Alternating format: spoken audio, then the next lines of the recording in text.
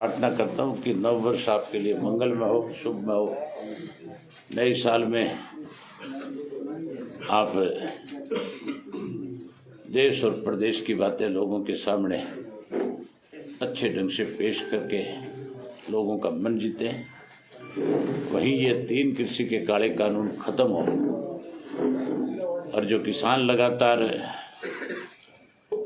पिछले 50 दिन से धरने पे बैठा है,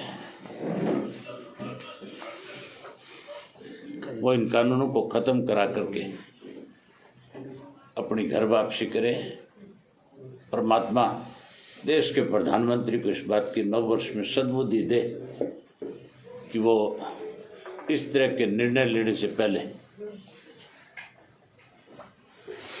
जो इनके प्रतिनिधित्व हैं उनसे बात करें और फिर इस तरह के निर्णय को ले जिससे देश का भला हो, ना कि देश बर्बाद हो। मेरी कल स्पीकर से बात हुई थी और स्पीकर ने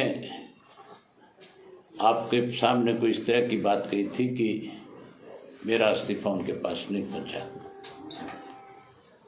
जबकि मैंने इस्तीफा 3 दिन पहले खुद अपने साइन करके प्रेस के रूबरू और उनको मेल किया था। वो ये बात भी स्वीकार गए थे कि मेरे पास इस तरह से लिखी हुई कोई आपकी वर्डिंग का इस्तीफा है। इस्तीफा तो क्या सीधा सीधा देना चाहिए, ये लिख के देना चाहिए कि मैं स्वेच्छा से इस्तीफा देता हूँ। स्वेच्छा से वो आदमी इस्तीफा देता है जो शारीरिक रूप से अपनी जिम्मेवारी को ठीक से निभा ना सके। स्वेच्छा से वो इस्तीफा देता है जो राजनीति से अपने आप को अलग कर ले। मैं उस पार्टी का नुमाइंदा हूं जिस पार्टी के सर्वश्रेष्ठ चौधरी देवीलाल थे। उन्होंने उस पार्टी को नींव रखने का काम किया था और चौधरी देवीलाल ने अपने स्कूल के समय से लेकर के आखिरी समय तक, स्कूल के समय में महात्मा गांधी के आंदोलन का हिस्सा बनकर के देश की आज़ादी की लड़ाई लड़ी। 16 वर्ष की आयु में पंजाब की, उस वक़्त के पंजाब की जो आज पाकिस्तान में है, मुल्तान के बोस्टल जेल में अपने 6 महीने बिताए। अनेक उनके ऊपर मुकदमे बने, लेकिन उन्होंने देश की आज़ादी को, जब तक देश आज़ाद नहीं हुआ, अपना घर बार, स्कूल, पढ़ाई सब छोड़ दिया और गांधी के आंदोलन में लग गए। देश की आज़ादी के बाद उन्होंने हमेशा जहाँ किसान की अनदेखी हुई, गरीब की अनदेखी हुई, कमेरे की अनदेखी हुई, कमज़ोर की अनदेखी हुई, उन्होंने उसकी मदद करी। ना केवल मदद करी बल्कि चाहे वो किसी पद पे थे और उनकी बात कहीं नहीं सुनी जाती थी तो पद छोड़ करके उसकी लड़ाई को लड़ने का काम करते थे। बहुत सारे उदाहरण है, मैं अगर सारी बात बताऊंगा तो बहुत लंबा हो जाता है। लेकिन उन्होंने अपने आखिरी समय में भी, ओलावृष्टि हुई थी, चौटाला साहब चीफ मिनिस्टर थे, उनको बुला करके कहा एक किसान की फसल बर्बाद होगी, आज इस महंगाई के ज़माने में उसको ठीक से मुआवजा नहीं मिला तो वो किसान परेशान हो जाएगा, इसलिए ओलावृष्टि का पैसा बढ़ा करके दिया जाए। फिर चौटाला साहब ने उसको 3000 रुपये करके पर एकड़ के हिसाब से दिया था। वो बहुत चिंता करते थे इन चीज़ों की। हमने भी चौधरी देवीलाल की नीतियों को कैसे आगे बढ़ाया जाए, इसके लिए पार्टी के सब साथियों ने बैठ करके एक निर्णय लिया कि इसके लिए किसी एक व्यक्ति को पहल करनी चाहिए। हम लगातार इस आंदोलन में सक्रिय थे। हमने लगातार अपने साथियों की जिम्मेवारियां लगा रखी थी कि आप जाओ और जा कर के जहाँ जहाँ भी आंदोलनकारी बैठे हैं, पंजाब के, हरियाणा के, उत्तर प्रदेश के, राजस्थान के, मध्य प्रदेश के, चाहे वो महाराष्ट्र से आए हुए हैं, आप उनकी जहाँ उनके साथ बैठ कर के उनका हौसला बढ़ाओ। वहीं कोई बुजुर्ग है उसकी देखभाल करो, किसी को किस चीज़ की ज़रूरत है, ज़रूरत के मुताबिक उनको सारी चीज़ें मुहैया कराने का काम करो। आज भी इंडियन नेशनल लोकदल पार्टी के झंडे और बैनर नहीं लगाए हमने, लेकिन हमारे हर जगह पे टेंट हैं जिनकी अलग से पहचान है। ये कहा जाता है कि चौटाला साहब के टेंट हैं, और हजारों पार्टी के कार्यकर्ता जो है वॉलंटियर के रूप में काम कर रहे हैं। मैं पिछले दिनों खुद 10,000 कार्यकर्ताओं को छोड़ कर के आया था, और कल फिर जा रहा हूँ। कल अम्बाड़ा से शुरू करूँगा, अम्बाड़ा से पहले पेवा जाऊँगा, पेवा से फिर कैथल जाऊँगा, कैथल से नरवाना जाऊँगा, नरवाना से उचाना जाऊँगा, उचाना से फिर आपके जुलाना जाऊँगा, जुलाना से बड़ौदा जाऊँगा, फिर गुहाना, गुहाना से फिर आपका गन्नौर, गन्नौर से फिर सिंधु बॉर्डर पर जाऊँगा। और हज़ारों ट्रैक्टर ट्रालियाँ मेरे साथ जाएंगी, जिनमें अगर मान लो 1000 ट्रैक्टर ट्राली जा रही है तो 10 आदमी भी साथ जा रहे तो 10,000 की संख्या होती है, कोई छोटी नहीं है। पीछे जब मैं टीकरी बॉर्डर पे गया था, प्रेस के लोगों ने स्वयं ये बात लिखी, सोशल मीडिया के जो आजकल इस आंदोलन को खास रूप से जो पूरे देश को दिखाने का काम कर रहे हैं, उन्होंने भी खुल करके ये बात कही थी कि 1500 से 2000 ट्रैक्टर ट्रालियाँ मेरे साथ थी। अब रही बात रिजाइन की, तो रिजाइन की कॉपी मैंने पहले भी आपके पास भेजी थी, और आज मेरी बात ये हुई थी गुप्ता जी के साथ कि मैं कल फिजिकली आपके सामने प्रेजेंस होकर के अपना रिजाइन फिर दूंगा। बड़ी हैरानी की बात है, मुझे गुप्ता जी पूछते और कहते हैं कि रिजाइन तो सिर्फ 2 लाइन का लिख करके दिया जाता है, और भी बहुत सारे लोग नुक्ताचीनी करते हैं इसके ऊपर। उनको पूछने वाला हो कि नुक्ताचीनी करनी तो बहुत आसान चीज़ है, रिजाइन करना बहुत मुश्किल काम है। और मैं इसलिए इस पद को ठुकरा रहा हूँ कि मेरे ग्रैंडफादर ने तो डिप्टी प्राइम मिनिस्टर के पद को भी, जो उनको बना दिया गया था, प्राइम मिनिस्टर का पद दे दिया गया था, उन्होंने उस प्राइम मिनिस्टर के पद को भी अपनी जबान पे खड़े रहने के लिए वीपी सिंह के सर पे ताज रखने का काम किया था। और डिप्टी प्राइम मिनिस्टर होते हुए उन्होंने जब किसान की जमीन की लिए नया एक्ट आ रहा था, 1 मिनट लगाई थी, रिजाइन कर दिया था। रिजाइन करके वीपी सिंह को हटा करके और चंद्रशेखर को प्रधानमंत्री बनाने का काम किया था।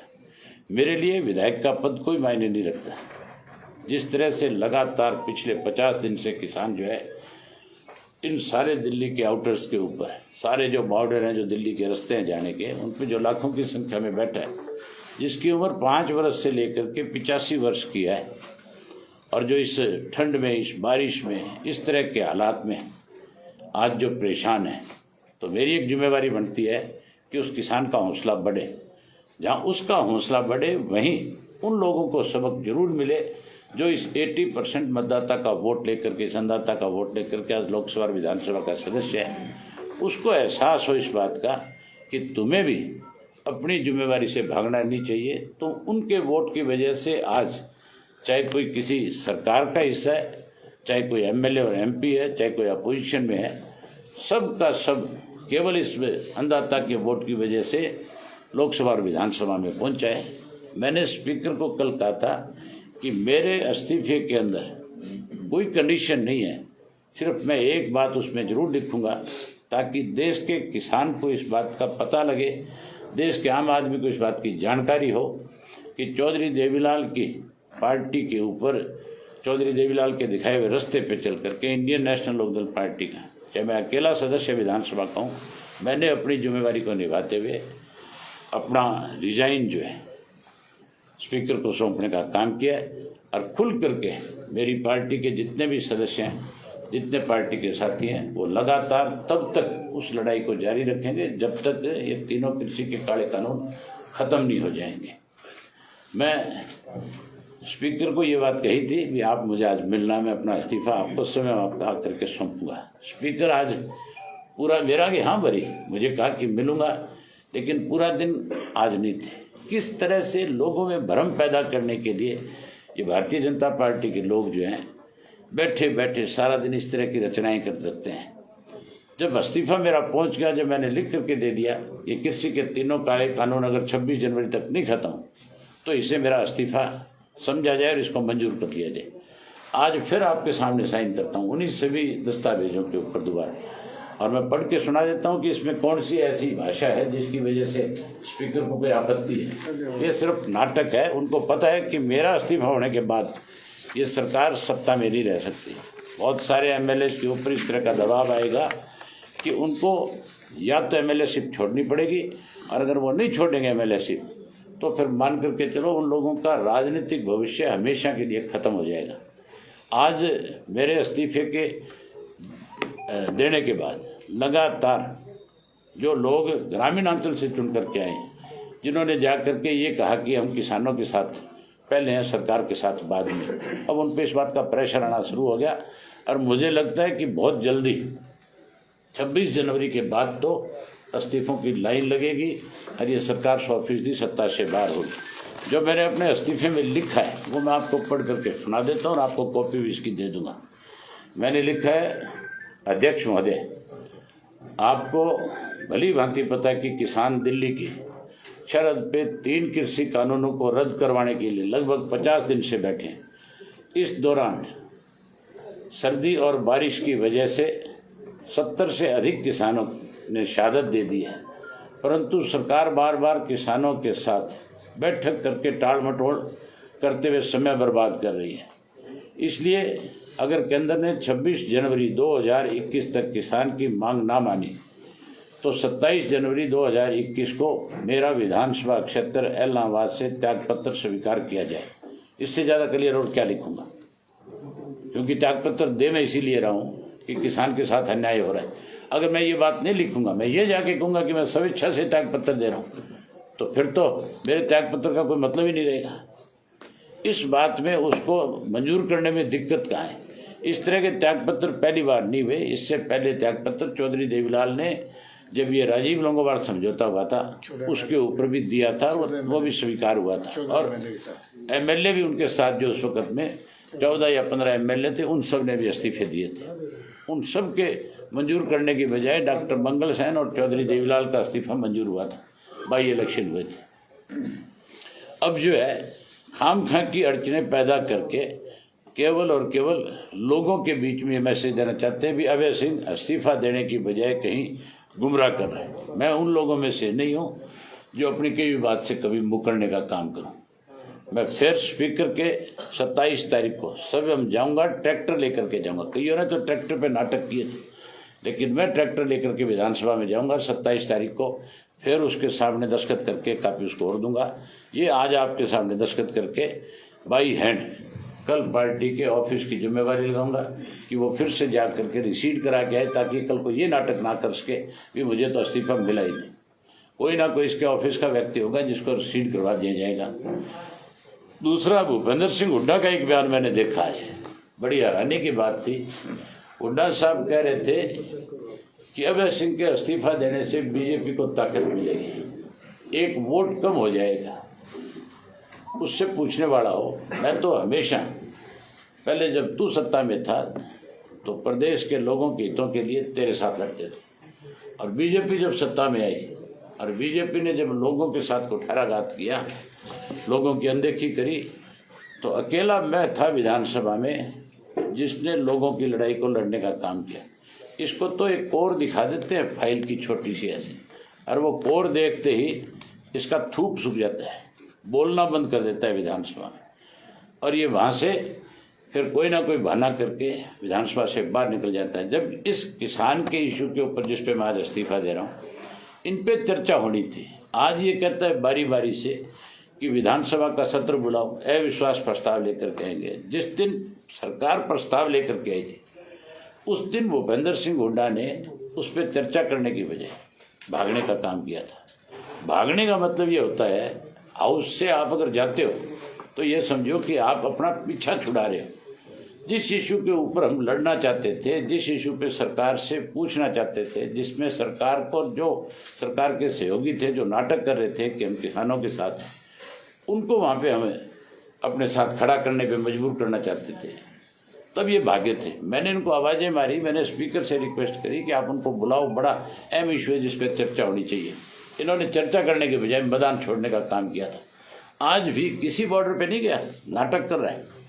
एक भी बॉर्डर के ऊपर जा करके किसानों के बीच में खड़े होकर के ये नहीं कहा इसने कि मैं तुम्हारे साथ। अखबार में तो खबरें छपवाता है रोज, बाप बेटा दोनों लगातार कोई ना कोई किसी ऐसे बैरियर पे जाएंगे जहां इसके अपने 10-20 लोग बैठे होंगे। जहां किसान बैठा है वहां नहीं जा सकता ये। जहां किसानों के पास गया था, जाते इसकी हुटिंग हुई थी।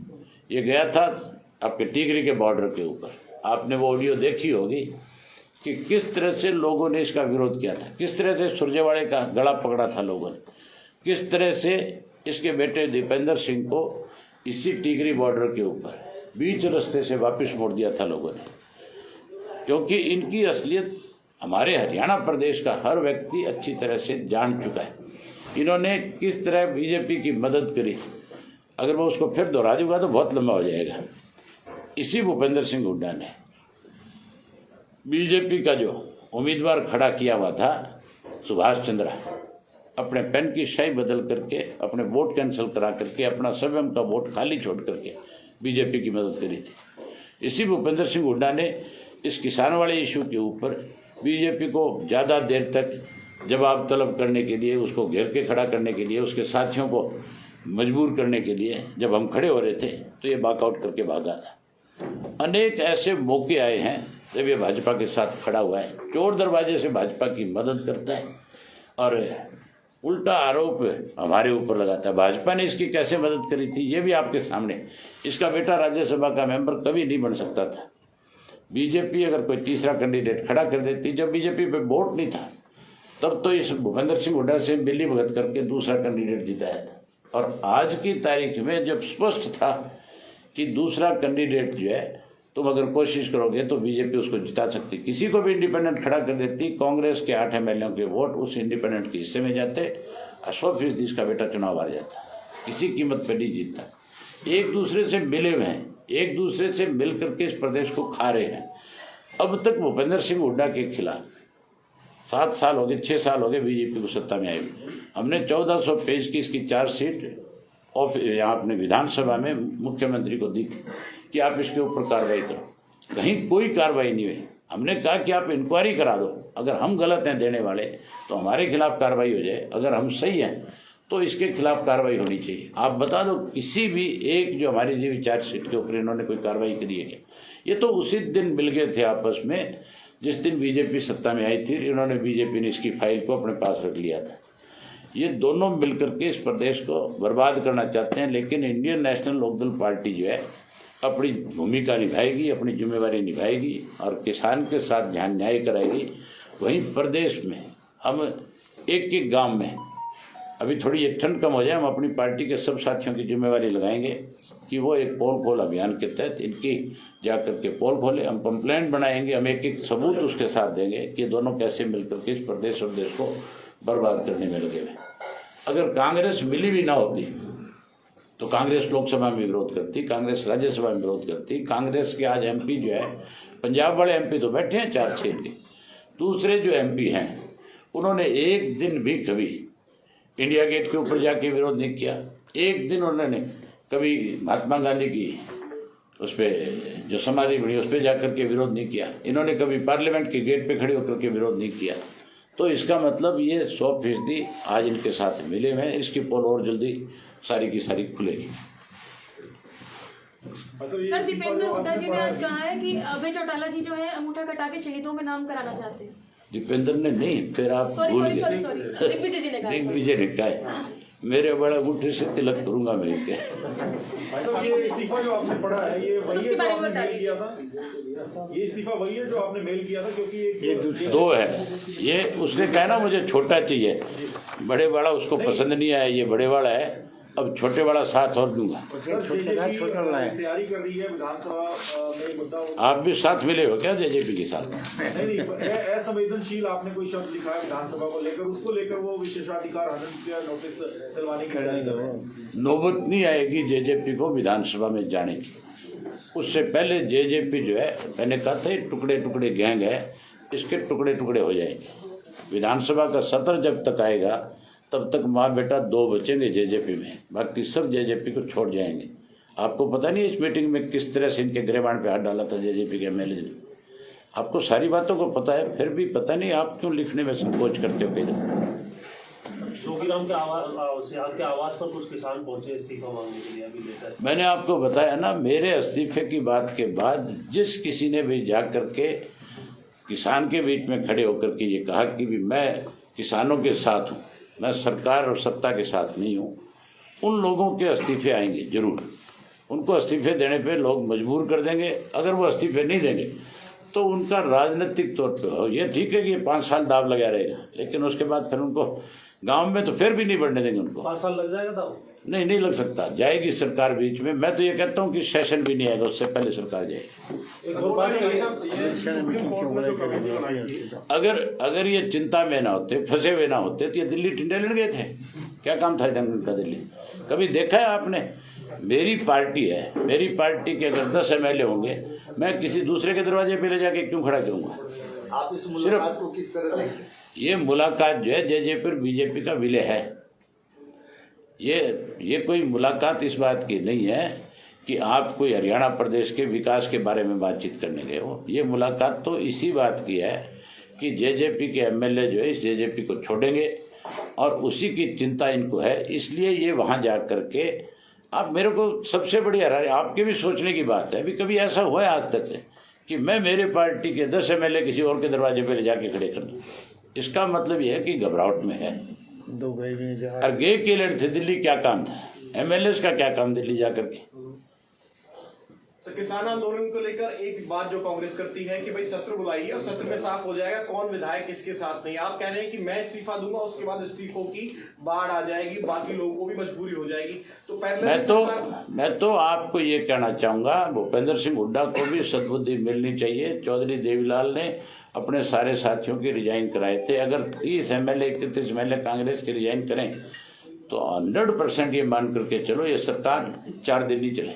ज्यादा कारगर उसको भी कंडीशनल मेरी तरह दे देना चाहिए भी 26 तारीख तक। अगर नहीं होता तो 27 को हमारे इस्तीफे मान लिए जाए। ये इस्तीफे थोड़े देंगे, ये तो मिले हुए हैं, ये तो नाटक कर रहे हैं। ये रोज कहते हैं हम गवर्नर के जाएंगे, हमारे को गवर्नर टाइम नहीं दे रहा। तुम जाओ गवर्नर के दरवाजे पे, सेक्रेटरी आकर के तुम्हारा मेमोरेंडम ले जाएगा, गवर्नर को दे देगा। नाटक करने की क्या जरूरत है? बिना मतलब तुम्हारे अखबार की खबर बनाने के लिए नाटक करते हैं दोनों बाप बेटा। इफेक्टिव तरीका दबाव डालने का यही है कि इस्तीफा देकर सामने आए। इस्तीफा देकर के सामने आए, बाकायदा कहे कि या तो इनकी बात को मान लिया जाए, नहीं मानेगा तो हम रिजाइन कर देंगे।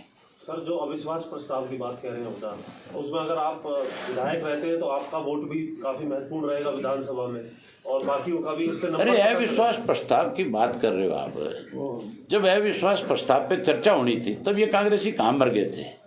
तब क्यों छोड़ करके भागे वहां से? तब तो ये छोड़ के भाग गया। मेरे वाले इस्तीफे से इनको पता है तुम्हारे मरोड़े चढ़ा देंगे लोग, इनके चूड़ियां कसी जाएगी थोड़े दिन में। इनको इस बात का पता है कि तुम्हारे से भी इस्तीफे मांगे जाएंगे, फिर क्या करोगे तुम? ये तो अपना बचाव करने के लिए इस किस्म की बात आपके सामने रख रहे हैं। ये कांग्रेसी जो है इन बीजेपी वालों के भी बाप हैं, बेटे नहीं हैं।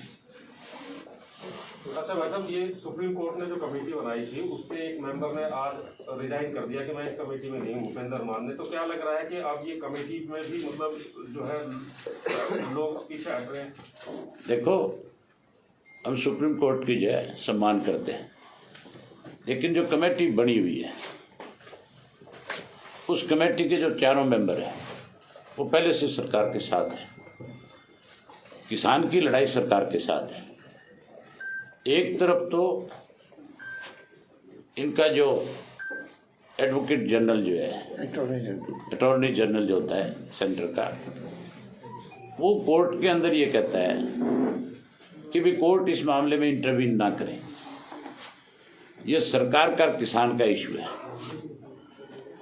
दूसरी तरफ वही जाके एफिडेविट देते हैं कि आप एक कमेटी बना दो, और कमेटी के वो सदस्य बनाए गए हैं जो किसान को मंजूरी नहीं है, पहले राय जाहिर कर चुका है, जो ऑलरेडी पहले से ही इन कानूनों में अपनी तरफ से रिकमेंडेशन दे चुका है। राय नहीं, रिकमेंडेशन कर चुका है ऑलरेडी। यहाँ तक भी जोशी ने तो ये भी कहा है कि जो एमएसपी है उसको भी खत्म कर दिया जाए। वो तो एमएसपी को भी आगे लागू नहीं रखना चाहते, वो तो उसको खत्म करना चाहते हैं। उनकी तो रिकमेंडेशन ये भी है। तो फिर ऐसे लोगों से कैसे आप उम्मीद कर सकते हो कि वो किसान की इस कठिनाई को, किसान की इस दिक्कत को कहीं अपनी रिपोर्ट के अंदर माननीय सुप्रीम कोर्ट के सामने रख दें। भूपेंद्र सिंह हुड्डा ने जो मान ने जो इस्तीफा दिया है, मैं जो समझता हूँ उसका, उनको इस बात का एहसास हुआ है कि अगर तू इस कमेटी का मेंबर रहा तो पंजाब का किसान, देश का किसान अलग बात है, पंजाब का जो पगड़ी बांधने वाला है वो तेरे को अपनी जमात से निकाल देगा, तू उसके बीच में कभी नहीं जा पाएगा। फिर इस डर से दिया है। दुष्यंत दवे ने भी इस्तीफा दे दिया था, जो किसानों के पैरोकार थे, वकील थे। प्रेसिडेंट पद से इस्तीफा दिया है, वकील जो थे दुष्यंत दवे। आप देखो कितने हमारे कोर्ट के जस्टिस जो हैं, पंजाब हरियाणा हाई कोर्ट के, दिल्ली के, जो किसानों के समर्थन में जाकर के खड़े हुए हैं। कितने IAS IPS अफसर हैं, सीनियर मोस्ट जो रिटायर्ड हैं, उन्होंने जाकर के उनको सपोर्ट करी है। पंजाब के तो एक DIG ने अपने पद से भी इस्तीफा दे दिया। बहुत सारे Punjab Haryana high court bar का जो अध्यक्ष है वो सारी बार को अपने साथ लेकर के गया था और उन्होंने समर्थन दिया। दिल्ली की बार ने समर्थन दिया, सुप्रीम कोर्ट की बार ने समर्थन दिया। उन्होंने कहा कि हम आपके केस जो है मुफ्त में लड़ेंगे, हम आपका एक पैसा खर्च नहीं होने देंगे। अगर ये कानून ठीक होते तो फिर आप ये बताओ इस तरह के लोग सपोर्ट क्यों करते हैं? कभी हो सकता है, पॉसिबल है, जज, रिटायर्ड जज जो है हाई कोर्ट का जस्टिस जो है वो क्यों सपोर्ट करता है? इसमें कमियां हैं, इसमें खामियां हैं। अगर इसमें कमियां और खामियां नहीं है तो फिर बारी बारी से इसके लिए मीटिंग क्यों बुलाई जा रही है? और उस मीटिंग के अंदर सरकार की तरफ से ये प्रस्ताव क्यों आता है कि भाई हम इसमें जो आप अमेंडमेंट कराना चाहते हो कर देंगे? तो इसका मतलब गलत है। उसको दुरुस्त करो, उसको ठीक करो, इसको नया बना लो, इसको खत्म कर लो। किसान की डिमांड है तुम बढ़ाओ, लेकिन किसान के साथ बैठ करके बातचीत करके उसके बाद अपना बना लो, क्या फर्क पड़ता है? लेकिन हमारा प्रधानमंत्री जो है वो तो यूँ समझो कि जो हमारे देश में जिस तरह से अंग्रेज हुकूमत कर गया, ये तो उससे भी ज़्यादा सख्त रवैया अपना करके इस देश के लोगों को दबाना कुचलना चाहते हैं। उस वक़्त अंग्रेज़ के वक़्त में चाहे हमारे लोग पढ़े लिखे नहीं थे, बावजूद उसके उन्होंने कभी अत्याचार नहीं साधा। 1907 में भी इस तरह के कानून आए थे, अंग्रेज़ को अपना हाथ खींचना पड़ा था। मोदी जी को भी अपनी बात को अभी भी समय रहते अपनी गलती को सुधारना चाहिए और ये जो कानून उन्होंने बनवाए हैं उसके लिए 26 जनवरी को ही अनाउंस करना चाहिए कि मेरे से भूल हुई है, मैं उसको सुधारना चाहता हूँ। आपका रूट क्या रहेगा सर कल का, जिस तरह से बताया आप करते हुए? सिंधु बॉर्डर भी जाएंगे जी आप? ट्रैक्टर मार चलेंगे? सिंधु बॉर्डर ही जाऊँगा। ये नहीं 26 जनवरी का जो किसानों का प्रस्तावित है उसमें शामिल होंगे? आपको क्या लगता है? नहीं, मैं वही पूछ रहा हूँ सर, पूरा प्रोग्राम बता दीजिए। मैं उसमें शामिल होकर के फिर 26 को यहाँ आऊँगा, 27 को ले जा करके इस्तीफा दे करके आऊँगा। वैसे आपने स्पीकर साहब का बयान था, आपने सुना ही कि वो आपके इस्तीफे पर क्या? मैं स्पीकर की बात का कोई महत्व नहीं मानता। एक